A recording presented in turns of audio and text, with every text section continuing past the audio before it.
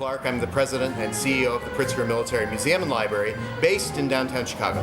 Mr. Clark, some people maintain that World War I is the forgotten war. How would you answer that? There's a lot of people who talk about World War I being the forgotten war, but I have to tell you, there are things going on across the nation as a result of the World War I Centennial Commission's efforts like the Pritzker Military Museum and Library, and many others to make sure that it's not a forgotten war. And quite frankly, World War I is something that is influencing the world we live in today, even now.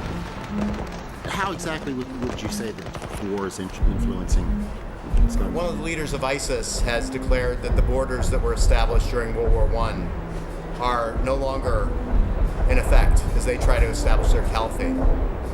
What is Pritzker doing to help educate people? Pritzker Military Museum and Library gave a $5 million founding sponsorship to the World War I Centennial Commission.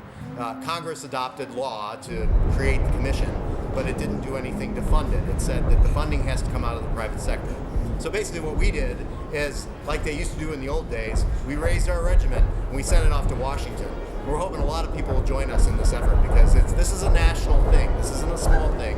The Centennial of the World War I kind of created us as the country that we are today in many ways. Tomorrow is a pretty big event. Can you talk just a minute about that? Well, tomorrow is the day that America entered into World War I. And Wilson, who ran on the platform of keeping us out of war, eventually led America into war on behalf of the French and the English, and on the ideal of liberty and also creating a lasting peace, largely on American terms. A period of massive transformation for the country.